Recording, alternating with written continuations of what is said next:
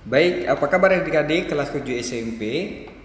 Mudah-mudahan kalian tetap semangat ya belajar di masa pandemi ini, apalagi dengan beban mata pelajaran yang luar biasa lebih berat dibandingkan saat kelas 6 SD ya. Baik, di sini saya akan mencoba memberikan sedikit materi tentang pengantar ilmu biologi. Jadi dulu di saat SD kalian hanya belajar IPA. Nah, jadi nanti di SMP kalian akan belajar IPA biologi, IPA fisika, dan IPA kimia.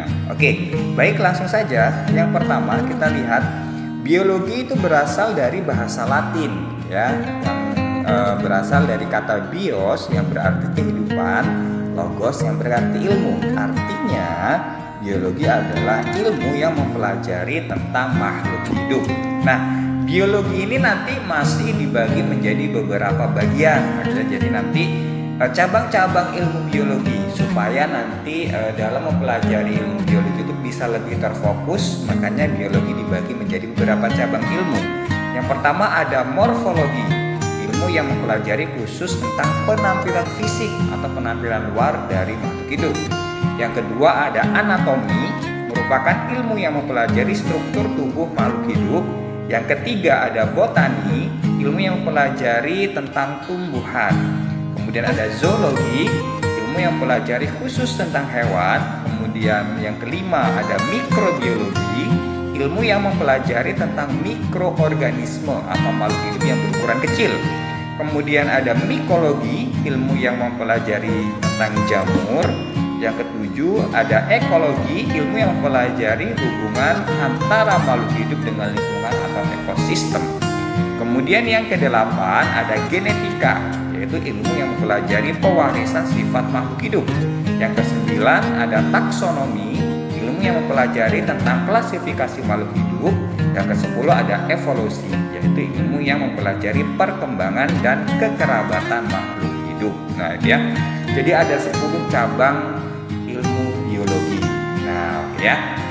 Nah, di dalam ilmu biologi pendekatannya itu kita harus secara ilmiah, oke, atau yang sering dikenal dengan kerja ilmiah. Apa itu kerja ilmiah? Nah, ya. Yang pertama yang perlu kalian ketahui itu adalah metode ilmiah. Jadi, metode ilmiah itu adalah metode yang tersusun atas langkah-langkah yang sistematis yang digunakan untuk memecahkan suatu permasalahan. Nah, yang disebut dengan metode ilmiah. Ada beberapa langkah metode ilmiah. Yang pertama, kalian harus menentukan dan merumuskan suatu masalah. Yang kedua, kalian nanti harus mengumpulkan data-data. Yang ketiga, kalian harus membuat hipotesis.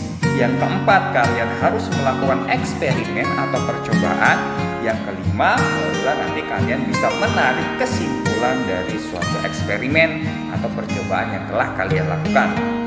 Selanjutnya, ada sikap ilmiah. Apa itu sikap ilmiah? Sikap ilmiah adalah suatu sikap yang meliputi rasa ingin tahu, kejujuran, ketentuan, ketekunan, objektivitas, dan keterbukaan. Nah, itu namanya sikap ilmiah. Kemudian sifat metode ilmiah. Nah, jadi metode ilmiah ini seperti apa sih sifatnya? Jadi yang dimaksudkan dengan sifat metode ilmiah itu apa? Ada 2 cirinya. Yang pertama, dapat diuji kembali kebenarannya. Jadi misalkan hari ini kalian melaksanakan penelitian tentang A, maka suatu saat lagi keabsahannya atau hasil dari penelitian A ini bisa kembali diuji kebenarannya. Kemudian yang kedua, kesimpulan dari suatu penelitian atau kesimpulan dari suatu uji coba yang dilakukan itu nanti bisa berubah apabila ditemukan bukti-bukti kebenaran yang baru. Nah, ya, jadi nanti bisa dikatakan hasilnya, kesimpulannya ini tidak baku, bisa berubah sesuai dengan perkembangan suatu zaman. Nah, seperti itu ya. Itu sifat-sifat dari metode ilmiah. Kemudian ya, nah dalam ilmu biologi itu nanti kita tidak bisa terlepaskan dari alat yang namanya mikroskop. Nah, ya, jadi Pasti kalian sudah tahu ya, waktu kelas 6 dulu, waktu SD sudah pernah secara sekilas itu pernah dikatakan untuk melihat benda-benda yang sangat kecil, contohnya mikroba, bakteri, nanti digunakan mikroskop. Nah, di SMP ini kalian nanti akan dikenalkan lebih jauh apa sih itu mikroskop ya. Nah, mikroskop itu sendiri terdiri dari beberapa macam. Yang pertama ada mikroskop cahaya yang mempunyai perbesaran itu maksimalnya hanya sampai 1000 kali perbesaran. Kemudian ada mikroskop stereo, ini lebih kecil lagi ya, mempunyai perbesaran 7 sampai 30 kali. Kemudian ada mikroskop elektron. Nah, ya, dia mikroskop elektron ini mempunyai perbesaran sampai 100.000 kali ya. Kemudian ada dua tipe mikroskop elektron. Yang pertama ada scanning elektron mikroskop. Biasanya ini untuk melihat permukaan sel. Sedangkan ada transmission elektron mikroskop. Ini nanti biasanya digunakan untuk melihat isi atau bagian dalam suatu sel. Nah, ya. Selanjutnya kita masuk ke bagian-bagian mikroskop. Yang pertama ada bagian optik. Nah, bagian optiknya itu terdiri dari lensa okuler atau lensa yang dekat dengan mata kita. Kemudian ada lensa objektif, itu nanti lensa yang dekat dengan objek yang akan kita amati. Kemudian ada lensa kondensor, ada cermin dan diafragma. Itu di bagian optik. Sedangkan di bagian statik itu nanti terdiri dari kaki atau alas, kemudian lengan, meja, preparat, tabung mikroskop, revolver, pemfokus kasar dan halus ya. Selanjutnya ya. Dalam melakukan metode ilmiah, dalam melakukan penelitian kita harus mengutamakan keselamatan kerja. Jadi jangan sampai nanti kita melakukan penelitian tapi membahayakan bagi kesehatan kita sendiri ya. Apa saja kesehatan kerja yang perlu kita lakukan? Yang pertama, menjauhkan bahan-bahan yang berbahaya. Jadi ketika kalian masuk ke laboratorium, kalian harus menggunakan perlengkapan sesuai dengan standar operasionalnya.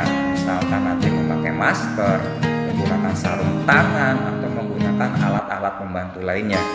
Kemudian yang kedua, mematuhi tata tertib dan alat keselamatan kerja di laboratorium.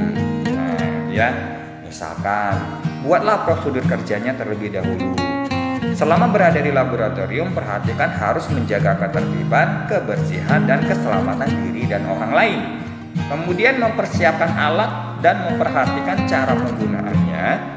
Kemudian bahan kimia, dalam menggunakan bahan kimia ada yang perlu diperhatikan. Setelah selesai praktikum, hasil laporan dilaporkan ke guru pembimbing dan dalam bentuk tulisan. Ya.